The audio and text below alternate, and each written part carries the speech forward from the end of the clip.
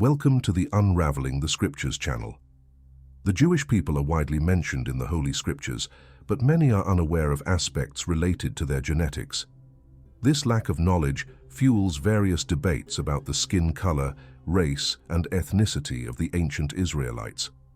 These discussions, often found on the internet, frequently lead to differing opinions, some even humorous, such as claims that they were indigenous, African, or, on the other hand, red-haired and blonde, with European features. In this video, I will present evidence-based information about the DNA of the ancient Israelites, using reliable sources and archaeological samples found in Israel. I will also provide a detailed analysis of this topic, which, despite being widely discussed, is rarely explored in depth. We will discuss the genetic data of the ancient Israelites and uncover the truths behind these debates. If you enjoy content about genetics and history, don't forget to like, comment, and subscribe to the channel. Share this video with friends and family interested in this rarely addressed topic. Now, stay tuned for another episode of the channel, The Mysterious Genetics of the Ancient Israelites. Currently, two populations stand out as the primary groups claiming descent from the ancient Israelites. These populations include the Jews, who are diverse in their branches and groups, and the Samaritans, who are often less mentioned but equally significant.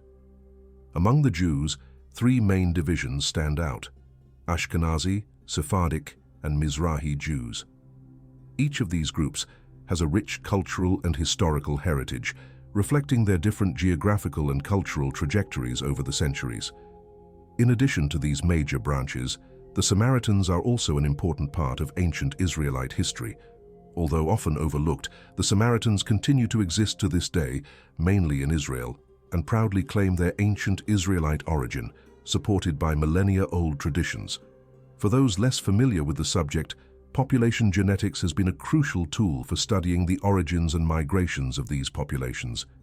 Genetic studies on Jewish groups, along with disciplines such as history, linguistics, and archaeology, aim to trace the temporal and geographical lines that shaped the various Jewish branches. These studies not only confirm the complexity of the origins of the Jews and Samaritans, but also shed light on the deep connections between them and the land of Israel. Genetic studies conducted on Jewish populations claiming descent from the ancient Israelites specifically aim to investigate whether there is a common genetic heritage among these diverse communities. To do so, researchers primarily use autosomal DNA, which allows for comprehensive analysis of an individual's entire genetic material. This method enables the identification of genetic relationships and the reconstruction of shared ancestral links. In addition to autosomal DNA, other complementary methods are used to deepen the analysis. The study of DNA related to paternal lineage, based on the Y chromosome, is crucial for tracing ancestry passed from father to son. Similarly, maternal lineage is examined through mitochondrial DNA, which provides information about the genetic inheritance passed from mother to child, allowing for the identification of ancestral connections through the maternal line. These combined genetic approaches offer a detailed and comprehensive view of the origins and interconnections between Jewish populations and their roots in the ancient Israelites. Now let's address an important milestone in archaeology and genetics, the first archaeological discovery of ancient DNA extracted from individuals who lived during the First Temple period, a finding that opens new paths for studying the origins of the ancient Israelites and their connections to modern Jewish populations. For the first time, scientists have managed to recover and analyze DNA from ancient Israelites, thanks to the discovery of a rare family tomb near Jerusalem, dating back to the Iron Age. This burial site is considered a true holy grail for the fields of archaeology and genetics, opening new perspectives for the study of ancient civilizations and their genetic legacies. The collaboration between archaeologists and geneticists enabled the extraction of genetic material from two individuals found at the site. While the recovered sample is limited and provides only partial information, it represents a significant breakthrough, paving the way for future, more comprehensive research. This discovery promises to shed light on long-standing questions, such as the origins of the ancient Israelites their connections with other populations that inhabited the Levant, and the degree of genetic relationship to modern Jews. Additionally, this study offers a unique window into understanding how cultural interactions and migrations shaped the identities of both the past and the present. The advancement highlights the transformative role of archaeological genetics in reconstructing history, demonstrating how preserved DNA fragments can reveal secrets buried for millennia, contributing to a deeper understanding of our roots and historical connections. Preliminary results from the DNA analysis extracted from the ancient tomb were set to be presented at a conference on new archaeological discoveries in Jerusalem and its surroundings. However, the event was postponed due to the recent conflict between Israel and Gaza. Despite this, the Haaretz newspaper obtained an early copy of the article prepared by the researchers, revealing fascinating details about the discovery. The story dates back to 2018, when the Israel Antiquities Authority's Theft Prevention Unit located a tomb in the village of Abu Ghosh, near the ancient biblical settlement of Kiryat Jearim, about 15 kilometers west of Jerusalem. The tomb had already been severely damaged, first by construction work and then by looting, which prompted archaeologists to conduct an emergency salvage excavation. Although only a part of the tomb was preserved, the team managed to identify about 150 artifacts, including bowls, jars, and lamps, as well as skeletal remains of at least 10 individuals.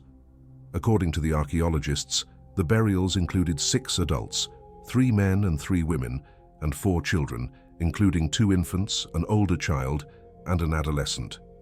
Based on the typology of the ceramic artifacts found as part of the funerary offerings, researchers determined that the tomb was in use over a significant period, from 750 to 650 BCE, placing it in the late Iron Age, coinciding with the period of the First Temple in the biblical chronology. This discovery not only provides new data about the funeral rituals and social organization of the time, but also opens opportunities for deeper genetic analysis of the ancient populations that inhabited the Levant.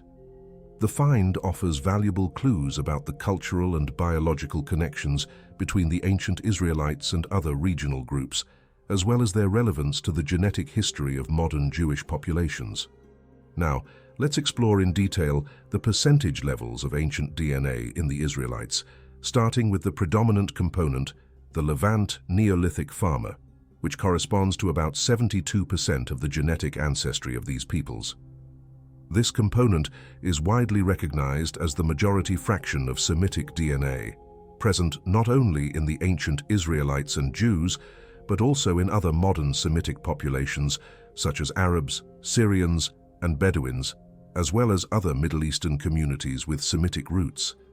In addition to the Levant Neolithic farmer, the ancient Israelites also have about 21% of ancestry related to the so-called Iranian Neolithic. This genetic component is associated with ancient agricultural populations from Iran and contributes to the genetic diversity of the ancient Israelites and other Semitic peoples. For those who are not familiar, the Levant Neolithic farmer is made up of 2 main genetic groups. The first group is the Natufians, who have a significant presence in Middle Eastern populations and also in communities such as the ancient Egyptians. The second group, known as the Anatolian Neolithic farmer, is associated with the earliest agricultural populations from Anatolia. Together, the Natufians and Anatolian Neolithic farmers form the Levant Neolithic farmer, which represents the genetic foundation of Semitic peoples. This genetic combination not only explains the biological connections between the ancient Israelites and other Middle Eastern populations, but also provides valuable insights into the migrations and cultural interactions that shaped the genetic history of the region. These studies highlight how the ancient Israelites were deeply intertwined with other Semitic communities, contributing to a broader understanding of shared origins and genetic trajectories of various peoples in the Middle East. The genetic components that make up most of the DNA of the ancient Israelites can be classified into different fractions. Approximately 30% of the genetic composition is attributed to the Natufians, while about 43% is associated with the Anatolian Neolithic farmers. Together, These two groups form what is known as the Levant Neolithic farmer. Additionally, a third significant component is the Iranian Neolithic, which plays an essential role in the DNA of the ancient Israelites and is also present in various Middle Eastern populations such as Arabs, Bedouins, Syrians, and other ancient Semitic peoples. These two main lineages, Levant Neolithic farmer and Iranian Neolithic, are predominant in ancient Semitic populations. Based on this data, it can be said that the ancient Israelites shared a unique genetic heritage composed of these fractions that also define other Semitic populations in the region.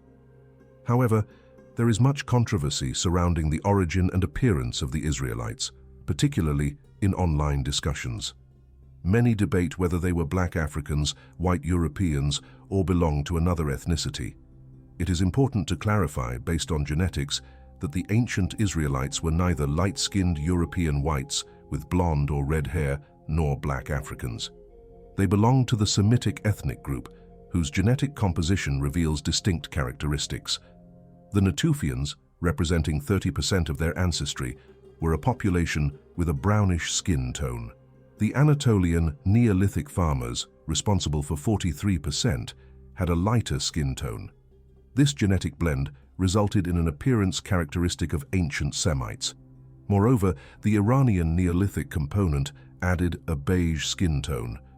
The combination of these genetic fractions explains the diversity of skin tones among the ancient Israelites, highlighting their unique Semitic identity and debunking myths propagated about their appearance. The ancient Israelites, like many other Semitic populations, had an intermediate skin tone between yellowish and beige. These populations were neither black nor white.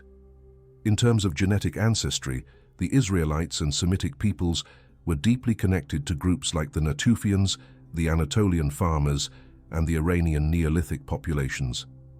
These groups are part of a pre-flood legacy existing before the Great Flood, leading us to understand that, genetically, the descendants of Shem, Noah's son, and his wife possessed these components. Approximately 30% of their ancestry was Natufian, while Anatolian and Iranian elements were also present in their genetics. These groups form the foundation of Semitic peoples with a common ancestry that spread across various regions. Therefore, we can affirm that the ancient Israelites, based on genetics, have roots in these populations that lived millennia ago. I hope you enjoyed this video. For those who haven't watched it yet, there are 2 other videos that complement this content. This is the final video of the series. May God bless you all, and see you soon.